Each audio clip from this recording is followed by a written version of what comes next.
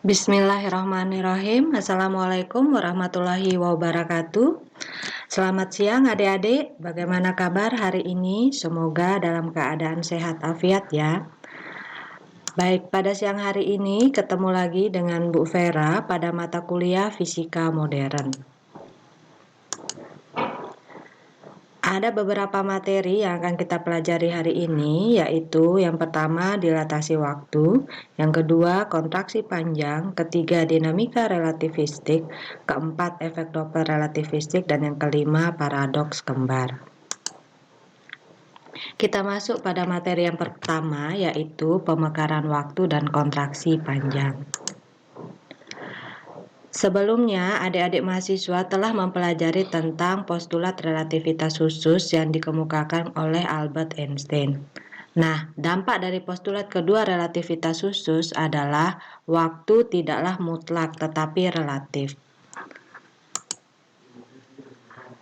Waktu itu relatif bergantung pada gerak pengamat relatif terhadap kejadian yang diamatinya.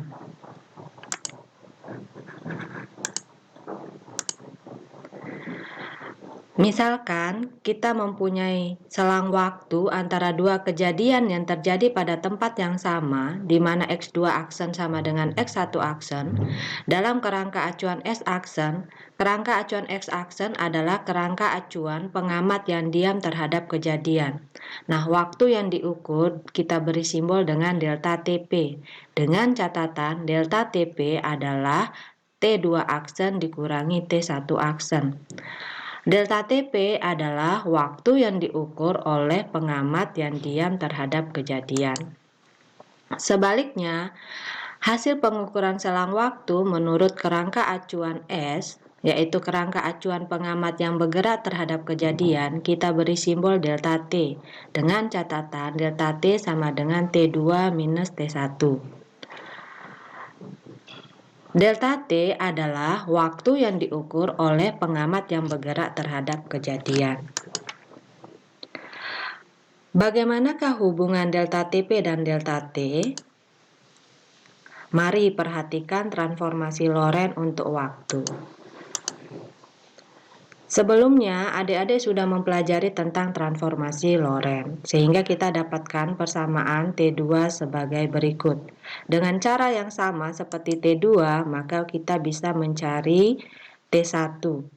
Kita dapatkan persamaan sebagai berikut. Apabila kita ingin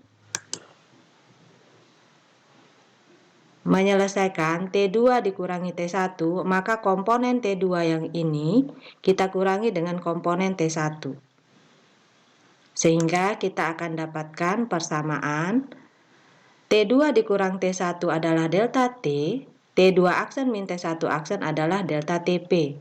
Sehingga persamaan delta T sama dengan gamma kali delta TP ditambah 0. Mengapa 0? Karena sebelumnya kita tahu bahwa X2 aksen min X1 aksen sama dengan 0. Semua variabel dikalikan 0 akan menghasilkan 0. Sehingga kita dapatkan persamaan pemekaran waktu adalah delta T sama dengan gamma dikali delta TP.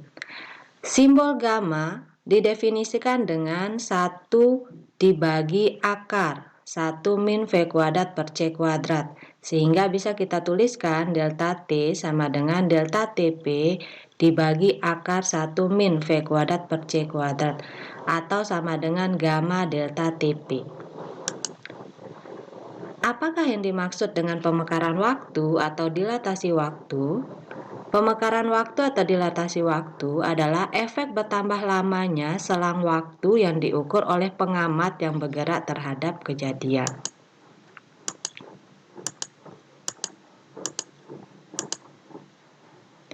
Karena nilai gamma yang kita peroleh dari pemekaran waktu selalu lebih besar dari 1, maka nilai delta T akan selalu lebih besar dari delta TP.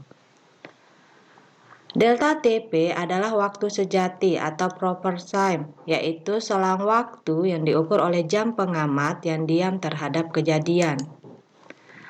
Delta T adalah waktu relativistik, adalah waktu yang diukur oleh jam pengamat yang bergerak relatif terhadap kejadian.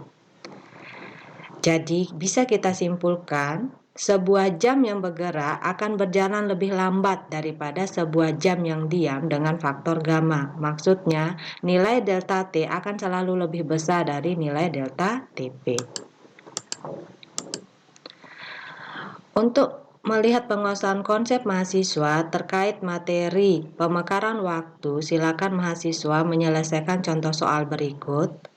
Berikut Ibu berikan petunjuk dalam penyelesaiannya. Apabila ada yang tidak dimengerti, nanti silahkan bisa kita diskusikan di forum diskusi. Selanjutnya adalah kontraksi panjang. Telah diketahui bahwa karena pemekaran waktu, dua pengamat yang saling bergerak dengan kelajuan konstan relatif satu terhadap yang lainnya akan mengukur selang waktu yang berbeda di antara dua kejadian. Sedangkan kita tahu selang waktu adalah jarak dibagi kelajuan. Karena kelajuan relatif pengamat satu terhadap yang lainnya adalah sama menurut kedua pengamat itu, maka supaya selang waktu berbeda, jarak menurut kedua pengamat pun harus berbeda.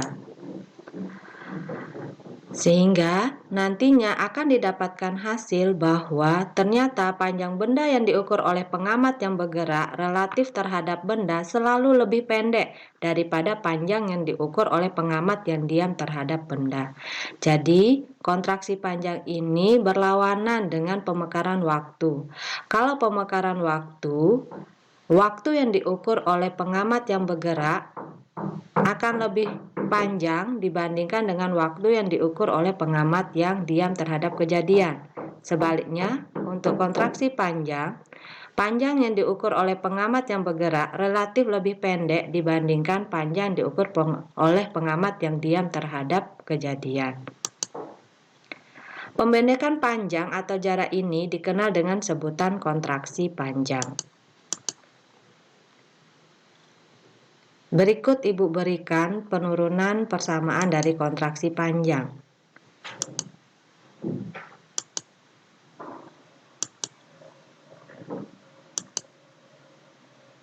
Sehingga akan kita dapatkan nilai kontraksi panjang L sama dengan 1 per gamma dikali LP.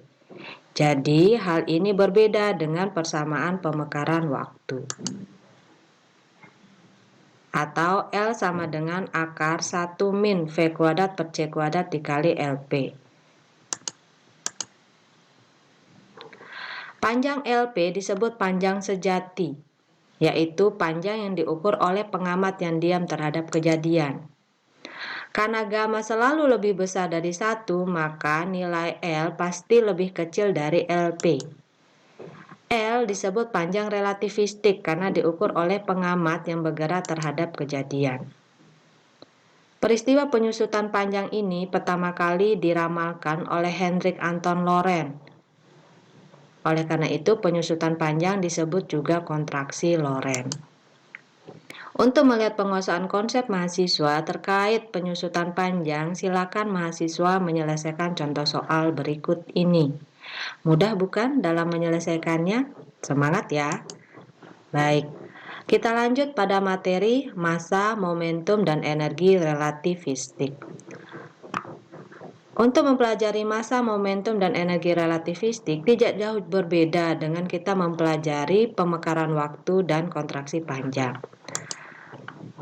Di sini, persamaan massa relativistik hampir sama dengan persamaan pemekaran waktu, sehingga bisa disimpulkan bahwa massa relativistik selalu lebih besar dari massa diamnya.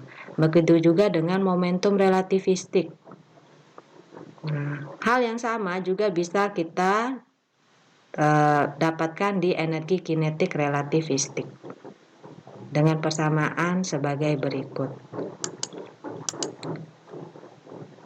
Selanjutnya kita mempelajari tentang efek Doppler relativistik. Apakah yang dimaksud dengan efek Doppler? Efek Doppler adalah pertambahan dan penurunan frekuensi antara sumber bunyi dan pendengar. Untuk melihat pertambahan dan penurunan frekuensi antara sumber bunyi dan pendengar dapat dijelaskan dengan persamaan efek Doppler sebagai berikut.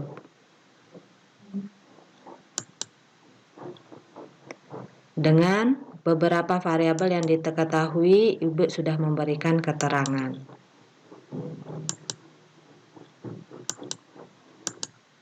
Nah, untuk melihat penguasaan konsep terkait efek Doppler, silakan mahasiswa menyelesaikan contoh soal berikut.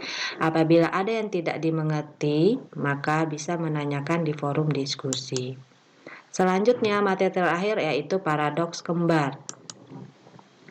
Paradoks kembar yaitu paradoks ini berkaitan dengan dua lonceng identik, yang satu tinggal di bumi sedangkan yang lain dibawa ikut ke dalam perjalanan ke ruang angkasa dengan kelajuan v, kemudian dikembalikan ke bumi.